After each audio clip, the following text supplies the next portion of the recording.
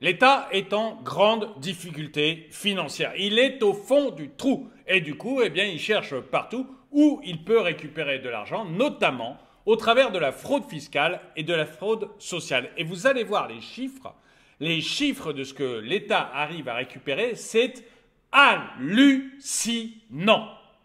Bonjour et bienvenue dans cette nouvelle vidéo de DME en direct. Comme toujours, si vous n'êtes pas abonné, je vous suggère de le faire et de cliquer sur la cloche pour être prévenu lorsque je sors une nouvelle vidéo. Oui, c'est complètement hallucinant. La fraude fiscale et la fraude sociale en France, honnêtement, je ne pensais pas que l'État puisse récupérer autant d'argent. C'est Gabriel Attal qui a montré les chiffres et ils sont vraiment surprenants. Le gouvernement français annonce des résultats historiques dans sa lutte contre la fraude fiscale et sociale pour l'année 2023. Selon le bilan présenté par le Premier ministre Gabriel Attal et son ministre des Comptes publics Thomas Cazenave. Cette déclaration souligne une intensification des efforts pour traquer les fraudes, marquant ainsi une avancée significative dans la protection des finances publiques. Et honnêtement, moi je ne soutiens absolument pas les fraudeurs. Je pense que l'État a raison de traquer la fraude fiscale et la fraude sociale. Je ne suis pas du tout du côté des fraudeurs. Il a raison d'essayer de récupérer tout l'argent qu'il peut récupérer. Les chiffres révélés lors de cette présentation sont éloquents et soulignent l'ampleur du phénomène de fraude en France. Les piscines non déclarées, les allocations familiales frauduleuses, les faux arrêts de travail figurent parmi les principaux points de focalisation de cette lutte acharnée contre la fraude. En matière fiscale, les statistiques sont particulièrement révélatrices, avec un recouvrement de 15,2 milliards d'euros en 2023. 15,2 milliards d'euros. Moi, je ne pensais pas que la fraude concernait autant d'argent. Alors, il faut être très mesuré quand même sur ces 15,2 milliards, parce que ce n'est pas que de la fraude telle que vous l'imaginez. Vous, fraude fiscale, quand on parle de ça, vous imaginez compte en Suisse ou dans les îles Caïmans et personnes qui détournent des sommes gigantesques. En fait, là où il faut mesurer les choses, c'est qu'une partie de ce qu'on appelle la fraude fiscale, c'est juste vous tenez une épicerie. Vous tenez une épicerie et vous déclarez donc vos comptes tous les ans. Et puis vous allez vous faire contrôler par l'État qui va venir dans votre épicerie et vérifier que vous avez bien tout déclaré. Vous avez pu vous tromper de bonne foi, de très bonne foi. Mais vous avez malgré tout un redressement fiscal. Et le redressement fiscal que vous avez tombe dans cette fraude fiscale. Donc la fraude fiscale, les 15,2 milliards qui ont été récupérés par l'État, ce n'est pas que des gens qui ont planqué leur argent dans les Panama Papers ou je ne sais où, c'est aussi tout simplement le petit artisan ou le petit commerçant du coin qui s'est pris un contrôle fiscal et qui a eu un redressement. Donc voilà, ça englobe absolument tout, la fraude fiscale. Mais malgré tout, le chiffre de 15,2 milliards, moi ça m'a surpris, je ne pensais pas qu'on arriverait à récupérer autant d'argent. Soit une augmentation de 600 millions par rapport à l'année précédente. Le gouvernement affiche un véritable succès sur la récupération des fonds frauduleux.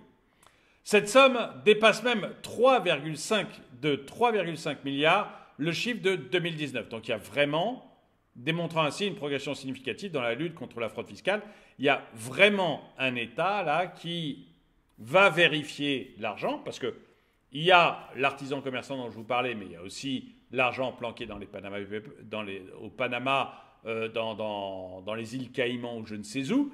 Donc, il y a les deux.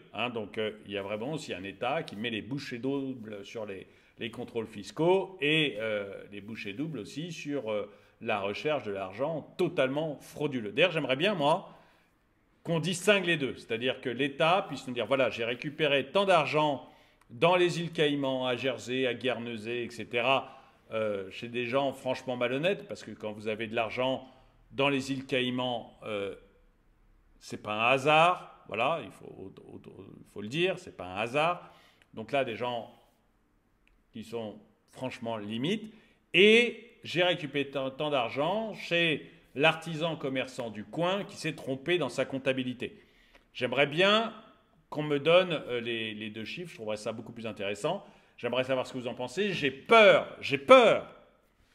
que majoritairement, ces 15 milliards, ça soit quand même l'argent de l'artisan commerçant ou du petit chef de PME qui s'est trompé, qui a peut-être fraudé, mais vous voyez, pas de manière malsaine. Dites-moi ce que vous en pensez. Moi, j'ai peur que ce soit surtout l'artisan commerçant qui en ait pris plein la tête.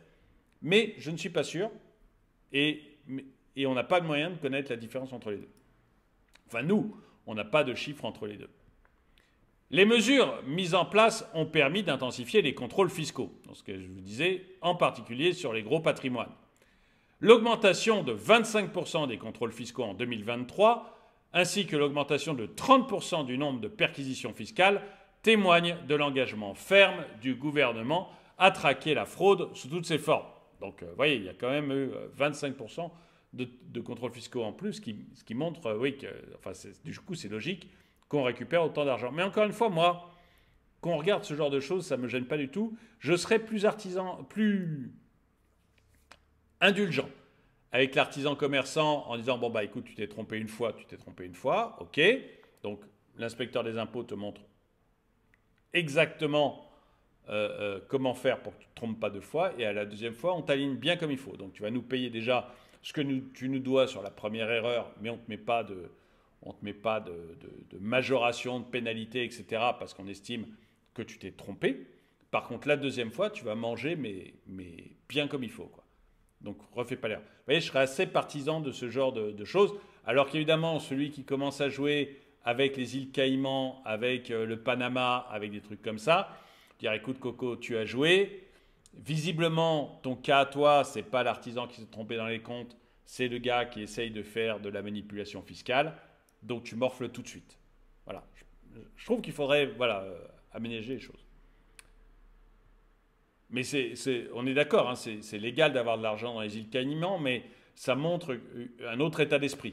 Voilà, c'est légal, et tant que vous déclarez bien tout, il n'y a pas de problème, mais ça montre quand même un autre état d'esprit par rapport à l'artisan commerçant qui s'est trompé. Parmi les domaines d'application de cette lutte, l'utilisation de l'intelligence artificielle a été un vecteur clé pour détecter les irrégularités, notamment en ce qui concerne les piscines non déclarées.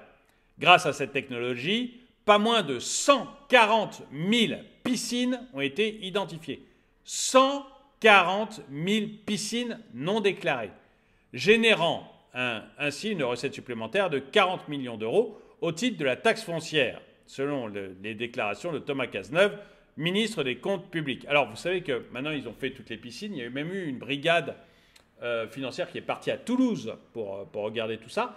Et on est en train de regarder maintenant les abris de jardin, parce que même chose, vous devez avoir déclaré votre abri de jardin. Donc, sachez qu'il y a des satellites avec l'intelligence artificielle qui est en train de regarder si vous avez bien déclaré votre abri de jardin. Donc là aussi, si vous ne l'avez pas fait, un bon conseil, allez vite voir votre mairie ou votre agent du fisc pour déclarer ça, sinon vous allez manger aussi bien cher.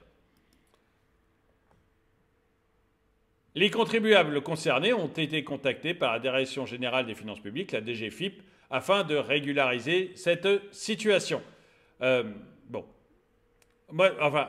je vais vous donner quand même mon avis sur les piscines et les abris de jardin. Je ne comprends pas qu'on vous taxe là-dessus. Voilà. Je trouve que c'est extrêmement limite d'aller vous récupérer de l'argent sur les piscines et les abris de jardin. C'est vraiment, on vous fait les poches. C'est impressionnant. Mais bon, voilà, c'est la loi. Donc une fois que c'est la loi, on est obligé de s'y plier. Il n'empêche que, je trouve que l'État devrait un peu nous foutre la paix. Mais la fraude ne se limite pas aux seules propriétés immobilières. Les fraudes aux prestations sociales ont également atteint des niveaux records en 2023, avec un recouvrement dépassant le milliard d'euros. Sur ce montant, 450 millions d'euros sont attribués à des fraudes à l'assurance maladie, dont près de 70% ont été initiés par des professionnels de santé à travers des surfacturations et la facturation d'actes fictifs, comme l'a souligné Gabriel Attal, le Premier ministre. Donc vous avez quand même un nombre de médecins et d'infirmières qui fraudent l'assurance maladie avec des actes fictifs ou avec des surfacturisations. J'ai entendu parler d'une infirmière, je crois, qui avait inventé une centaine de patients. Donc on est vraiment sur de la grosse fraude. Les allocations familiales n'ont pas été épargnées, avec une fraude estimée à 400 millions d'euros. Les allocations familiales CAF ont intensifié leur contrôle, augmentant ainsi de manière significative la détection des fraudeurs, qui présentent désormais un montant moyen de 8 000 euros par dossier, contre 7 200 euros en moyenne en 2022. Donc vous avez quand même des fraudeurs, voilà, en moyenne, ils piquent 8 000 euros par dossier en moyenne. Donc on est vraiment sur des gros trucs. Quant à l'assurance vieillesse, elle enregistre 200 millions d'euros de fraude détectée l'an dernier. Mais là, c'est de la rigolade. Là, c'est de la rigolade encore. On est notamment sur le cas des retraités algériens.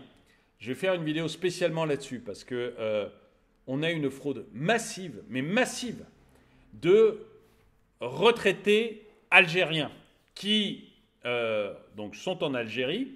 On leur paye leur retraite venue de France, mais on s'aperçoit qu'ils ont un âge moyen, c'est les gens les plus vieux du monde. Voilà, il faut être clair. Ils ont un âge de décès absolument exceptionnel. On a des recordman du monde.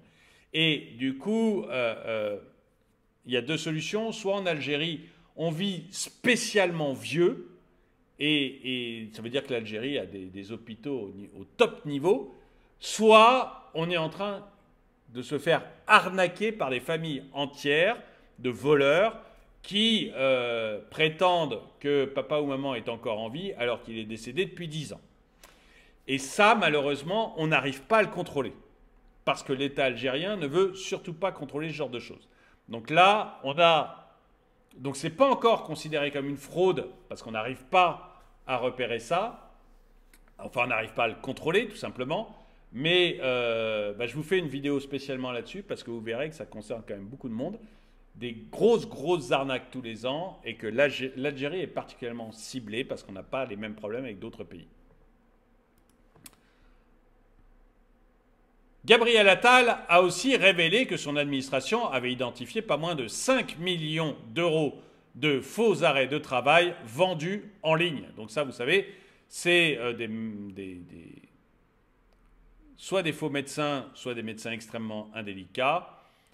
Vous achetez votre arrêt de travail, donc vous allez vous acheter, vous allez sur le dark web et vous achetez un arrêt de travail pour être tranquille, peut-être pour plusieurs mois.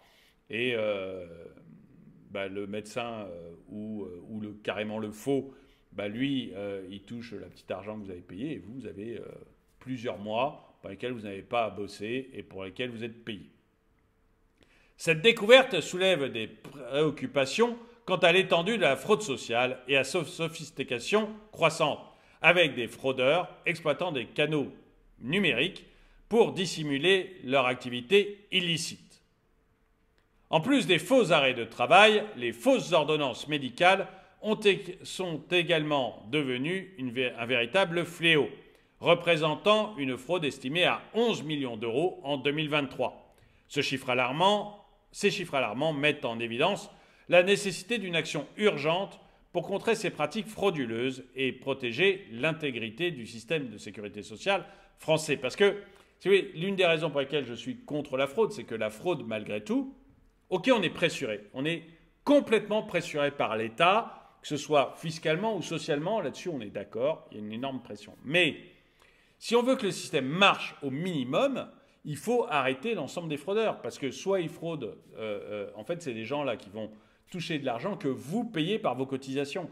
Donc, vraiment aucune pitié sur les fraudeurs. Aucune pitié sur les fraudeurs. Pour prévenir de telles fraudes à l'avenir, il est essentiel de maintenir une vigilance constante et de renforcer les mécanismes de contrôle et de surveillance.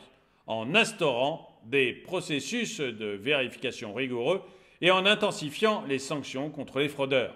Le gouvernement peut garantir que les aides publiques bénéficient véritablement à ceux qui en ont besoin, tout en protégeant l'intégrité du système de soutien économique. Alors, bon, ça ne suffira pas. La lutte contre les fraudes, elle ne suffira pas parce que les sommes sont beaucoup trop importantes. Les sommes dépensées socialement sur les retraites ou sur la fraude, ou sur le social sont beaucoup trop importantes. Ce n'est pas en réglant le problème des faux retraités algériens, enfin des retraités qui en fait sont morts algériens, que vous allez régler le problème des retraites. Voilà, il ne faut pas non plus se monter le bourrichon et rêver. Ce n'est pas en réglant le problème des fausses ordonnances ou des faux arrêts de travail que vous allez régler le problème des dépenses maladie en France. Il ne faut pas monter le bourrichon. Et ce n'est pas non plus en traquant la fraude fiscale que vous allez régler les problèmes de gestion d'argent de l'État. Ça, c'est clair. Mais il faut malgré tout passer par là parce que c'est vrai que quand vous apprenez qu'il y a plus de cartes vitales en circulation que de Français ou que de gens résidant en France, eh bien, vous vous posez des questions sur où va notre fric. Parce qu'on paye des cotisations, on aimerait que ce fric serve réellement des gens et pas uniquement, que ce soit de l'argent détourné par des gens qui fraudent. Donc la lutte contre la fraude, elle est absolument essentielle. Et j'aimerais bien savoir ce que vous en pensez. Est-ce que vous pensez qu'il faut aller encore plus sur la fraude sociale? Je prépare la vidéo sur l'Algérie, mais est-ce que vous pensez qu'il faut intensifier la fraude sociale là-dedans? Est-ce que vous pensez, d'ailleurs on pourrait se demander, est-ce qu'il est normal de verser des retraites à des gens qui n'habitent pas en France? On pourrait dire aussi, les gens qui sortent de France, on n'a plus à leur verser d'argent. Je ne suis pas certain du truc, hein, c'est juste une idée comme ça. Non, je ne suis pas certain du truc. Dites-moi ce que vous en pensez dans les commentaires, parce que vraiment, j'ai un gros doute sur l'intelligence de ce que je viens de dire. Et puis, autre point, est-ce que vous pensez que en fait, la fraude fiscale, c'est le petit artisan commerçant du coin sur lequel le fisc est allé taper en envoyant des agents du fisc pour bien pressuriser la personne?